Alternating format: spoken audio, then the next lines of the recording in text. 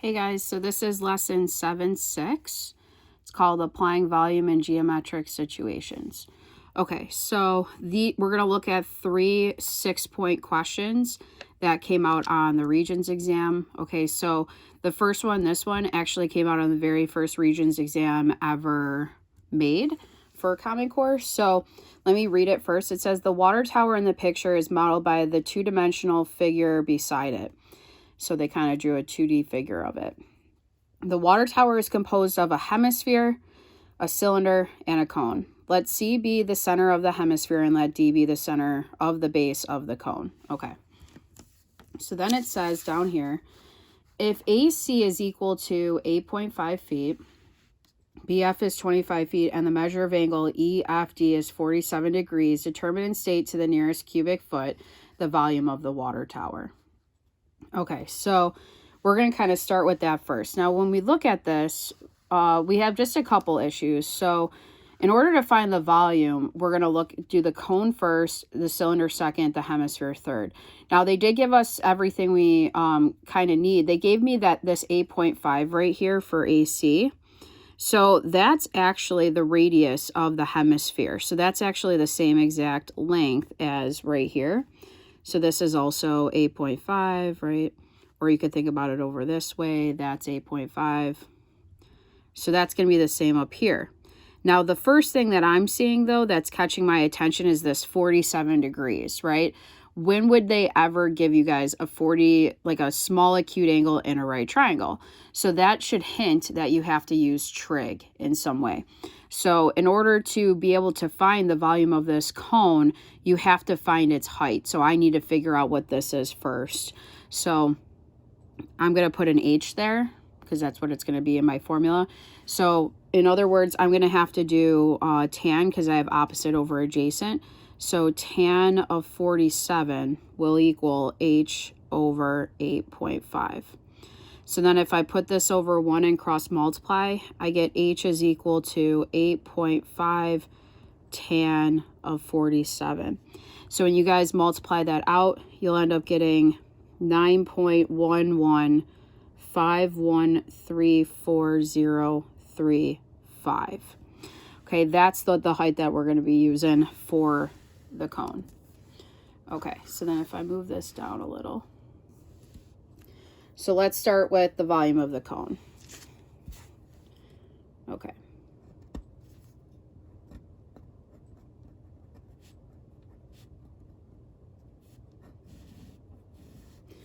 Okay, so the volume of the cone, the formula for it, is going to be 1/3 pi r squared h. So it's going to be 1/3 pi. Now, the radius we saw up there was 8.5. And then my height is what we just found. So it's that 9.11 number.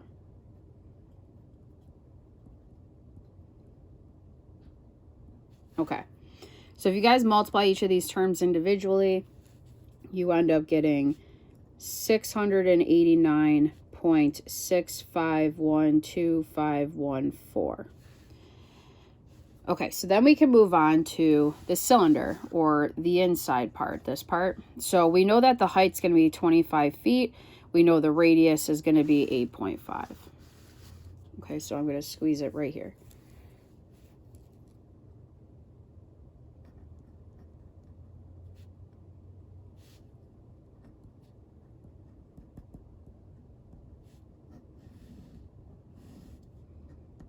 So a cylinder's volume is pi r squared h.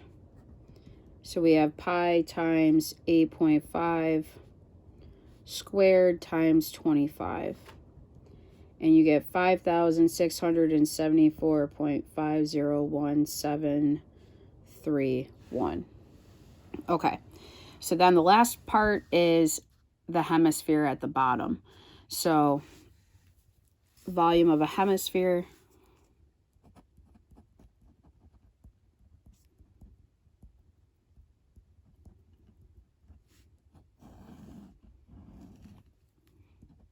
is a half, right? Don't forget to put the half in there. 4/3 pi r cubed. So the only thing I need to put in is the r, which is the 8.5. So I have 1/2 of 4/3 pi times 8.5 cubed. So you end up getting 1286.220392. Okay. So then the last step for this problem is to, like for this part of the problem, is just to add those three numbers together. So your total volume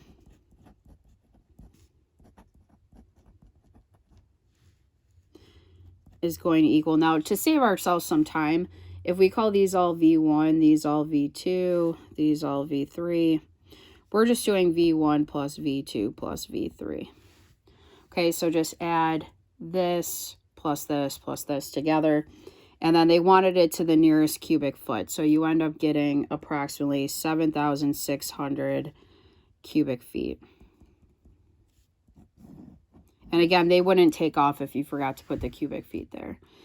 Okay, so that was the first part of the problem. So then the second part, if we kind of scroll down, says the water tower was constructed to hold a maximum of 400,000 pounds of water. If water weighs 62.4 pounds per cubic foot, can the water tower be filled to 85% of its volume and not exceed the weight limit? Justify your answer. Okay, so first off, we just figured out that the total volume is 7,600. So we have to figure out what 85% of that would be. So the easiest way to handle a percent is to set up a proportion. So put 85 over 100 and set it equal to your total 7,650 over X. So if you guys cross multiply that, you end up getting, let's see, we would have 100x is equal to 650,250. Divide by 100. You would get 6,502.5 cubic feet. Okay. So we need to figure out the mass pretty much in pounds, because this is my volume of what they're talking about. They're giving you density. They're saying this is 6.2 pounds per cubic foot. So mass is equal to density times volume. So it's at 62.4 pounds per cubic foot times our amount of volume that we're looking at, only 85% of it. So 6,502.5 cubic feet. When you guys multiply that out to the nearest, I think they said to the nearest pound, you end up getting 405,756 pounds. So can it hold this much weight if it can only hold a maximum of 400,000 pounds? The answer is no. Okay, so we would say no. The weight would exceed 400,000 pounds. Okay, so that's it for this one. So this one was on the easier side of a 6-point question, because really, I mean, yeah, there was a trick with the trig there to get the height, but even if you did that and you just messed up and say you thought the height was 8.5, which, by the way, you can't assume from this that this would be 8.5, because we don't know. This is just a cone. This cone can have whatever height it wants to have. So say you didn't do that, the model response says you would only lose 1 point if you forgot to do that, and say you counted it as 8.5 instead. So other than that, though, the rest of this was pretty self-explanatory in terms of volume. You just found the volume of the three things. And then down here, you had to figure out 85% of your total volume, and then that's what you're figuring out the weight for. And we got 405,756 pounds, so it would exceed that limit of 400,000 pounds. Okay, so you can turn the page. Okay, so this question is a little bit more recent. So this one was kind of weird. Let me read it first. It says, a gas station has a cylindrical fueling tank that holds the gasoline for its pumps, as modeled below. The tank holds a maximum of 20,000 gallons of gasoline and has a length of 34.5 feet. So first off, they're telling you that it holds a maximum of this many gallons. They're actually giving you volume. Like they're telling you that's how much it holds. And then they're giving you that the length of the whole tank. So from here to here, if you want to label that, they're telling you that that's 34.5 feet. It says a metal pole is used to measure how much gas is in the tank. So in other words, like picture this underground, like somebody's sticking this stick into the gas tank to see where the gas like hits it. So this is on the bottom of the tank. So when they pull it out, they'll kind of measure how much gas is still left in there based on where the amount that hits the stick. So it says to the nearest tenth of a foot, how long does the pole need to be in order to reach the bottom of the tank and still extend 1 foot outside the tank? So they want this to go out 1 foot. So this is the question, right? So you just have to figure out what they want. So what they're asking for is the length of this pole. So this pole, in terms of this cylinder, if you think about it, is actually a fancy way of them asking you to find the diameter. Because like think about it, if the pole goes down here and then it sticks out a foot, if you can either find the radius or diameter, you would do that diameter plus 1, or 2 radii plus 1, and then that would be your answer. So knowing that, now we can kind of start this problem. So the first thing we're going to do is if we look at it, it's saying that we end up having this many gallons. So they want us to figure out, where does it say?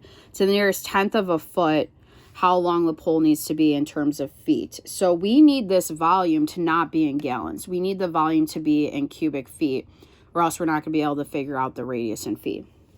Okay, so what we're going to do is they would never throw this conversion at the bottom of a problem unless you needed it. So they're telling you to use that. So the first thing we're going to do is convert our amount of gallons into cubic feet. Okay, so we kind of write our proportion like this. We say we have 1 cubic foot per 7.48 gallons. Okay. We're going to set that equal to, now again, we want to find cubic feet. So our X is going to line up with the 1. And then we're going to put our 20,000 gallons at the bottom. So feet on top, gallons on bottom.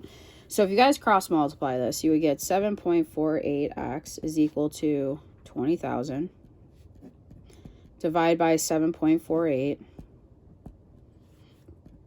And you would get 2,673.796791 cubic feet. So this is the volume in the tank. Okay, so if we're trying to find radius, the easiest way to do it is think about it. We have our height, we have our volume. So we're just going to kind of set up a formula. So down here I have volume of a cylinder is pi r squared h. So I'm going to put that 2,673.796791. I don't know r squared, but I do know that the height is the height of the tank, or the 34.5. So the easiest way to solve this would be to divide out 34.5 pi on both sides. Now remember, when you guys divide this out in your calculator, you need to have parentheses. So if you divide this out, you get 24.669444789 is r squared. To get r alone, you would square root both sides. And then you get 4.966834796 is your r. Okay, so that was the hard part, is getting your radius. So now that you have your radius, if we kind of look back up here, so now what you're going to do is think about what the metal pole is in terms of the radius. The metal pole is going to be, if you kind of look up here, it's going to be a radius plus 1, okay, to get the whole pole. So we end up having radius plus 1. So it's that 4.966834796 plus that again plus 1. Now when you add these together, they wanted you to round to the nearest tenth. So you end up getting approximately 10.9 feet. Okay, so it would have to be 10.9 feet to reach the bottom, and that would be your answer.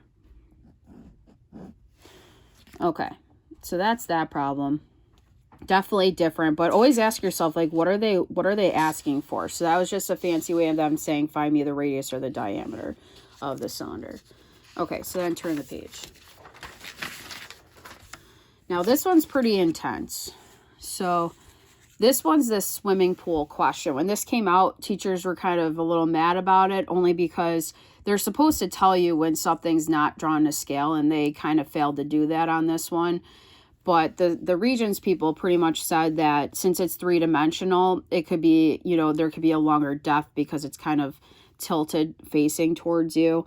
So, I mean, take it for what it is. It's kind of interesting.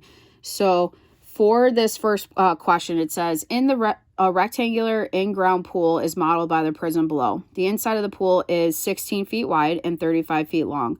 The pool has a shallow end and a deep end with a sloped floor connecting two ends. Without water, the shallow end is 9 feet long and 4.5 feet deep, and the deep end of the pool is 12.5 feet long. If the sloped floor has an angle of depression, okay, of 16.5 degrees, what is the depth of the pool at the deep end to the nearest tenth of a foot? Okay, so again, we have a right triangle in this picture. We have to do a couple things first. So the first thing we have to do is, whenever we see the acute angle in a right triangle, that means that we have to do trig. So in order to do trig, we have the acute angle, we need one of the sides. Now, in order to get it, we're going to have, I mean, we can kind of tell, like if this is 35, the whole length going this way, and then this part's 9, this part's 12.5. If we do 35 minus 9 minus 12.5, that's going to just give me the length of this part right here. So this ends up being 13.5. So this is what teachers were kind of mad about. It's not really drawn to scale, like this being 9, that being 13.5, but that's ended up being what it was. So if we want the height of the whole thing, this is going to give you the height of the deep end. So it's going to be that 4.5 times the height that we're going to find right now on this little triangle. So if you guys look, I have opposite and adjacent, so that's tangent. So I'm going to do tan of 16.5 is, I'm calling it h over 13.5.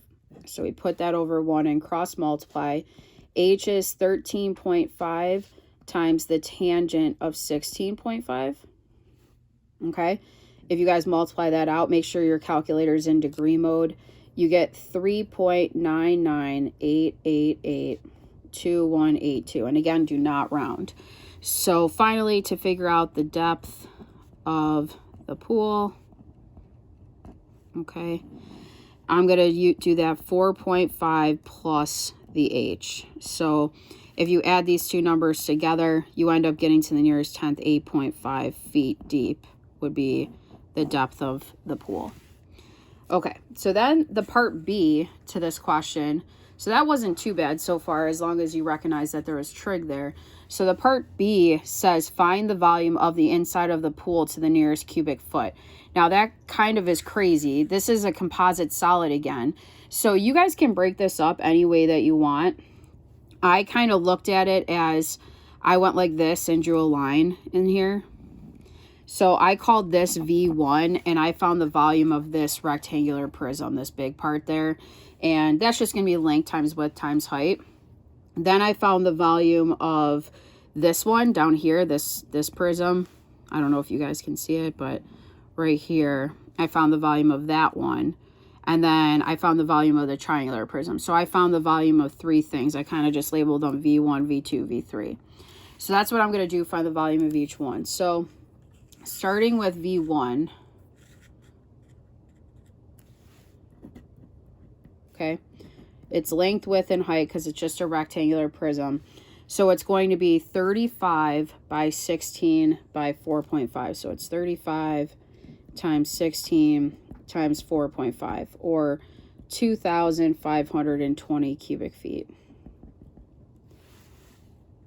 Okay, so then for V2, which is this one, I have 12.5 times that number for H that I found. Don't forget that's H. And then it's times the 16 going this way. So it's still length with height multiplied together. So it's going to end up being, let's see, I got 16 times 12.5 times that 3.998882182 number. And you end up getting 799.77644364 cubic feet. Okay, so then for volume 3, we have the triangular prism. So that one's going to be kind of tricky. It's going to be 1/2 base times height of the triangle times the height of the whole thing. So the height of the whole thing is still 16. So I'm going to kind of write this down here. So V2 is big B times H, but this time it's 1/2 base times the height of the prism. So it's going to be 1/2 of 13.5 times my H, which was the 3.998882182, times the height of the whole thing is 16. So you get 431.8792757 cubic feet. So my total volume is going to be V1 plus V2 plus V3. Okay. And when you guys add those together, 1, 2, 3, to the nearest cubic foot, which is a whole number, is 3,752 cubic feet. Okay. So that was part B. Not too bad. So then we end up having the last part, which is a little bit of conversions. So it says a garden hose is used to fill the pool. Water comes out of the hose at a rate of 10.5 gallons per minute. How much time to the nearest hour will it take to fill the pool 6 inches from the top? Okay, so that's kind of annoying. So they're giving us a rate that's per minute, but then they're asking for how many hours it'll take. So we're going to have to do a bunch of conversions. So we're going to start with figuring out this part, because like our amount of volume right now is not this volume. They're saying it wasn't filled the whole way. They're saying that it was only filled 6 inches from the top. So we're getting rid of some inches up here. Okay. So the first thing we got to do is, if you're getting rid of 6 inches off the top, that in terms of feet, because like remember right now all of our units are in feet, so we can't do inches. So 6 inches is really 0.5 feet are missing from the top, like, so it's not filled that whole way. So the easiest way to approach this is find the volume of this empty part. So the empty part's going to be this whole length of 35 times the 16 times 0.5, and then just take that volume away from the volume right here, that 3,572. It's a lot easier to do that way than to find each of these new volumes individually again. In my personal opinion, I just think it's faster. So I'm just going to say volume of empty part.